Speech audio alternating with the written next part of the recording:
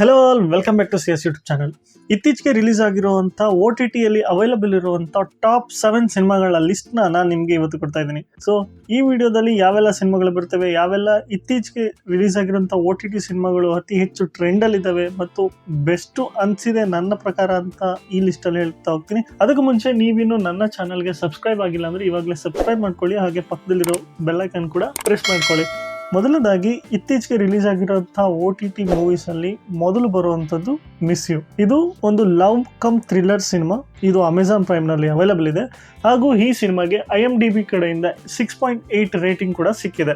ಇದರಲ್ಲಿ ಆಶಿಕಾ ರಂಗನಾಥ್ ಮತ್ತೆ ಸಿದ್ಧಾರ್ಥ್ ಅವರು ಮೇನ್ ಲೀಡ್ ರೋಲ್ ಅಲ್ಲಿ ಕಾಣಿಸ್ಕೊಂಡಿದ್ದಾರೆ. ಈ ಸಿನಿಮಾ ಒಂದು ಕಂಪ್ಲೀಟ್ ಥ್ರಿಲ್ಲರ್ ನ ಇಟ್ಟು, ಸಸ್ಪೆನ್ಸ್ ನ ಇಟ್ಟು ಒಂದು ಲವ್ ಸ್ಟೋರಿನ ನಡೆಸಿರುವಂತ ಸಿನಿಮಾ. ಹೀರೋಗೆ ಒಂದು ಆಕ್ಸಿಡೆಂಟ್ ಆದ್ಮೇಲೆ ತನ್ನ 2 ವರ್ಷದ ಹಳೆಯ ಎಲ್ಲಾ ನೆನಪುಗಳನ್ನ ಮರೆತಿರ್ತಾನೆ. ಆ 2 ವರ್ಷ ಏನೇನಾಯ್ತು ಅನ್ನೋದನ್ನ ಇಳಿಯಾಗಿ ಬಿಚ್ಕೊಡೋದೇ ಈ ಸಿನಿಮಾ. ಸೊ ಒಂದೊಳ್ಳೆ ವಾಚ್ ಅಂತಾನೆ ಹೇಳ್ತೀನಿ. ಮತ್ತು ಎರಡನೇದಾಗಿ ರೈಫಲ್ ಕ್ಲಬ್. ಇದೊಂದು ಆಕ್ಷನ್ ಡ್ರಾಮಾ ಸಿನಿಮಾ. ಇದು ಮಲಯಾಳಂ ಸಿನಿಮಾ ಆಗಿರೋದ್ರಿಂದ ಇದು ಮಲಯಾಳಂಗೆ ಹೇಗೆ ಕಂಟೆಂಟ್ ಓರಿಯೆಂಟೆಡ್ ಇರುತ್ತೋ ಅದೇ ರೀತಿ ಕಂಪ್ಲೀಟ್ ಕಂಟೆಂಟ್ ಓರಿಯೆಂಟ್ ಆಗಿರುವಂತ ಸಿನಿಮಾ. ಈ ಸಿನಿಮಾ ನೆಟ್ಫ್ಲಿಕ್ಸ್ ಅಲ್ಲಿ ಅವೈಲಬಲ್ ಇದೆ. ನಮ್ಮ ಟೈಮ್ ನ ಎಂಗೇಜ್ ಮಾಡುವಂತ ಸಿನಿಮಾ. ನೀವು ಯಾವ್ದಾದ್ರು ಆಕ್ಷನ್ ಲವರ್ ಆಗಿದ್ರೆ ಈ ಸಿನಿಮಾನ ಒಂದ್ಸಲಿ ನೋಡಿ ಇಷ್ಟಪಡ್ತೀರಾ. ಮತ್ತೆ ಮೂರನೇದಾಗಿ ಲವ್ ರೆಡ್ಡಿ. ಇದು ಲವ್ ಕಮ್ ಡ್ರಾಮಾ. ಇತ್ತೀಚೆಗೆ ಬರ್ತಾ ಇರುವಂತ ಎಲ್ಲಾ ಸಿನಿಮಾಗಳ ಪೈಕಿ ಇದು ತುಂಬಾ ವಿಭಿನ್ನವಾಗಿ ನಿಲ್ಲುತ್ತೆ. ಯಾಕೆ ಅಂದ್ರೆ ಇದು ಇತ್ತೀಚೆಗೆ ಬರ್ತಾ ಇರುವಂತ ಆಕ್ಷನ್ ಡ್ರಾಮಾಗಳಾಗ್ಲಿ ಅಥವಾ ಒಂದು ದೊಡ್ಡ ಮಟ್ಟದ ಸಿನಿಮಾಗಳ ಅಲ್ಲದೆ ಒಂದು ಚಿಕ್ಕ ಸಿನಿಮಾ ಮತ್ತು ಒಂದೊಳ್ಳೆ ಲವ್ ಸ್ಟೋರಿನ ಇಟ್ಟಿರುವಂತ ಸಿನಿಮಾ.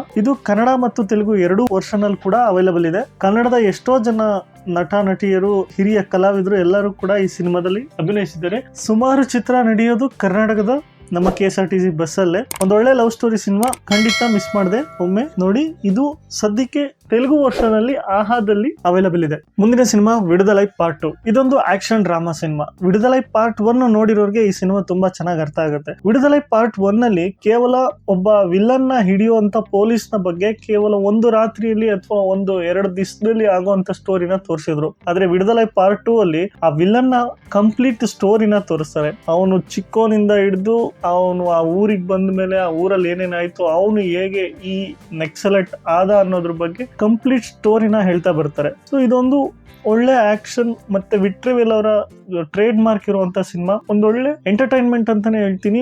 ಇದು ಅಮೆಜಾನ್ ಪ್ರೈಮ್ ನಲ್ಲಿ ಅವೈಲಬಲ್ ಇದೆ. ಇದಕ್ಕೆ 8.4 IMDb ರೇಟಿಂಗ್ ಕೂಡ ಬಂದಿದೆ. ಥಿಯೇಟ್ರಿಕಲಿ ಇದು ಸ್ವಲ್ಪ ಡೌನ್ ಆದ್ರೂ ಕೂಡ ಇದು ಕಂಟೆಂಟ್ ಓರಿಯೆಂಟೆಡ್ ಆಗಿ ತುಂಬಾ ಒಳ್ಳೆ ಸಿನಿಮಾ ಅಂತಾನೆ ಹೇಳಕ್ ಇಷ್ಟಪಡ್ತೀನಿ. ನೆಕ್ಸ್ಟ್ ಮುಂದಿನ ಸಿನಿಮಾ ಶ್ರೀಕಾಕುಲಂ ಶರ್ಲಾಕ್ ಹೋಮ್ಸ್. ಇದರಲ್ಲಿ ವೆನ್ನೆಲ ಕಿಶೋರ್ ಅವರು ಲೀಡ್ ರೋಲ್ ಅಲ್ಲಿ ಕಾಣಿಸ್ಕೊಂಡಿದ್ದಾರೆ. ಇದೊಂದು ಕಾಮಿಡಿ ಪ್ಲಸ್ ಥ್ರಿಲ್ಲರ್ ಸಿನಿಮಾ ಅಂತಾನೆ ಹೇಳ್ಬೋದು. ಇಲ್ಲಿ ಈ ಸಿನಿಮಾದಲ್ಲಿ ಒಂದು ಕೊಲೆ ಆಗುತ್ತೆ. ಆ ಕೊಲೆ ಯಾರು ಮಾಡಿದ್ರು, ಹೇಗ್ ನಡೀತು ಅನ್ನೋದನ್ನ ಆ ಕೊಲೆ ಆದಂತ ಸಮಯದಲ್ಲಿ ಇದ್ದಂತ ಕ್ಯಾರೆಕ್ಟರ್ಗಳ ಸುತ್ತ ನಡೆಯುವಂತ ಸ್ಟೋರಿ ಇದು. ಇದರಲ್ಲಿ ವೆನ್ನೆಲ ಕಿಶೋರ್ ಅವರು ಒಬ್ಬ ಡಿಟೆಕ್ಟಿವ್ ಆಗಿ ಈ ಕೇಸ್ ನ ಹೇಗೆ ಅವರು ನಿಭಾಯಿಸ್ತಾರೆ ಅನ್ನೋದು ಸಿನಿಮಾ. ಬಟ್ ಈ ಸಿನಿಮಾ ಕಂಪ್ಲೀಟ್ ಆಗಿ ಥ್ರಿಲ್ಲರ್ ಝೋನ್ ಅಲ್ಲೇ ಹೋಗಲ್ಲ, ಥ್ರಿಲ್ಲರ್ ಕಮ್ ಕಾಮಿಡಿ ಝೋನ್ ಅಲ್ಲಿ ಹೋಗ್ತಾ ಇರುತ್ತೆ. ಸ್ವಲ್ಪ ಎಮೋಷನಲ್ ಟಚ್ ಕೂಡ ಕಡೆಯಲ್ಲಿ ಕೊಡ್ತಾರೆ, ಬಟ್ ಲವ್ ಸ್ಟೋರಿ ಅಂತೂ ಇಲ್ಲ. ಬಟ್ ಇನ್ನೊಂದು ಸ್ವಲ್ಪ ರೈಟಿಂಗ್ ಸ್ಕಿಲ್ ಚೆನ್ನಾಗಿದ್ದಿದ್ರೆ ಈ ಸಿನಿಮಾ ಇನ್ನೊಂದು ಲೆವೆಲ್ಗೆ ಹೋಗ್ತಿತ್ತು. ಕಾಮಿಡಿ ಪ್ಲಸ್ ಥ್ರಿಲ್ಲರ್ ಝೋನ್ ಅನ್ನೋದು ಈಗ ಒಂಥರ ಹೊಸ ರೀತಿಯಲ್ಲಿ ಬರ್ತಾ ಇದೆ. ಬಟ್ ಡಾರ್ಕ್ ಕಾಮಿಡಿ ಅಲ್ಲ, ಇದು ಕಂಪ್ಲೀಟ್ ಕಾಮಿಡಿ ಅಂತಾನೆ ಹೇಳ್ಬೋದು. ಬಟ್ ಸಿನಿಮಾ ನೋಡೋದಕ್ಕೆ ಎಲ್ಲೂ ಬೋರ್ ಆಗಲ್ಲ. ಮುಂದಿನ ಸಿನಿಮಾ ಬಚ್ಚಲಮಲ್ಲಿ. ಇದರಲ್ಲಿ ಅಲ್ಲೂರಿ ನರೇಶ್ ಅವರು ಮೇನ್ ಲೀಡ್ ಅಲ್ಲಿ ಕಾಣಿಸ್ಕೊಂಡಿದ್ದಾರೆ.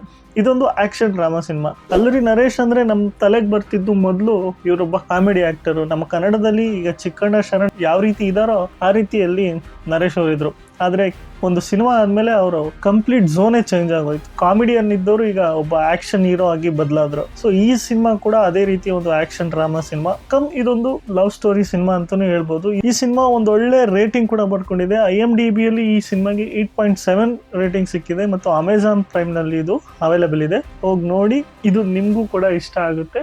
ಮತ್ತೆ ಕಡೆಯ ಸಿನಿಮಾ, ಬಟ್ ತುಂಬಾ ಇಂಪಾರ್ಟೆಂಟ್ ಆಗಿರುತ್ತೆ ಸಿನಿಮಾ, ಅದು ಸೂಕ್ಷ್ಮದರ್ಶಿನಿ. ಇದು ಮಲಯಾಳಂ ಸಿನಿಮಾ. ಇದೊಂದು ಸಸ್ಪೆನ್ಸ್ ಥ್ರಿಲ್ಲರ್ ಸಿನಿಮಾ ಅಂತಾನೆ ಹೇಳ್ಬೋದು. ಈ ಸಿನಿಮಾದಲ್ಲಿ ಮೇನ್ ಪಾತ್ರಧಾರಿಯಾದಂತ ನಜ್ರಿಯಾ ಮತ್ತು ಜೋಸೆಫ್ ಅವರು ತುಂಬಾ ಚೆನ್ನಾಗಿ ಸಿನಿಮಾನ ಕಟ್ಕೊಟ್ಟಿದ್ದಾರೆ. ನಜ್ರಿಯಾ ಅವರ ಕ್ಯಾರೆಕ್ಟರ್ ಮಾತ್ರ ಹಿಲೇರಿಯಸ್ ಅಂತಾನೆ ಹೇಳ್ಬೋದು. ತುಂಬಾ ಎಂಟರ್ಟೈನಿಂಗ್ ಆಗಿದೆ. ಒಂದು ಒಳ್ಳೆ ಸಸ್ಪೆನ್ಸ್ ಥ್ರಿಲ್ಲರ್ ಮೂವಿನ ನೋಡ್ಬೇಕು ಅನ್ಕೊಂಡಿದ್ರೆ, ಅದರಲ್ಲೂ ಈ ವರ್ಷ ರಿಲೀಸ್ ಆಗಿರುವಂತ ಬೆಸ್ಟ್ ಸಸ್ಪೆನ್ಸ್ ಥ್ರಿಲ್ಲರ್ ಸಿನಿಮಾ ಅಂದ್ರೆ ಅದು ಸೂಕ್ಷ್ಮದರ್ಶಿನಿ. ಈಗಲೇ ಹೋಗಿ ನೋಡಿ. ಇದು ಡಿಸ್ನಿ ಪ್ಲಸ್ ಹಾಟ್‌ಸ್ಟಾರ್ ಅಲ್ಲಿ ಅವೈಲಬಲ್ ಇದೆ. ಸಿನಿಮಾ ಹೇಗಿತ್ತು ಅನ್ನೋದನ್ನ ಕಮೆಂಟ್ ಮಾಡಿ ತಿಳಿಸಿ. ಇದಿಷ್ಟು ಇವತ್ತಿನ ಟಾಪ್ 7 OTT ರಿಲೀಸಸ್ ಅಂತ ಹೇಳ್ತೀನಿ. ವಿಡಿಯೋ ಇಷ್ಟ ಆಗಿದ್ರೆ ಲೈಕ್ ಮಾಡಿ, ಹಾಗೆ ವಿಡಿಯೋ ಬಗ್ಗೆ ನಿಮ್ಗೆ ಏನು ಅನಿಸ್ತು ಕಮೆಂಟ್ ಮಾಡಿ. ಈ 7 ಸಿನಿಮಾಗಳಲ್ಲಿ ನೀವು ಯಾವ ಸಿನಿಮಾನ ನೋಡಿದಿರಾ, ಯಾವ ಸಿನಿಮಾ ನಿಮ್ಗೆ ತುಂಬಾ ಇಷ್ಟ ಆಯ್ತು ಅನ್ನೋದನ್ನ ಕಮೆಂಟ್ ಮಾಡಿ ಹೇಳ್ತಾ ಈ ವಿಡಿಯೋನ ಇಲ್ಲಿಗೆ ಮುಗಿಸ್ತಾ ಇದ್ದೀನಿ. ಮತ್ತೆ ಸಿಗ್ತೀನಿ ಮತ್ತೊಂದು ವಿಡಿಯೋದಲ್ಲಿ. ಅಲ್ಲಿವರೆಗೂ ಬಾಯ್, ಸೈನಿಂಗ್ ಆಫ್, ಸಿ ಎಸ್.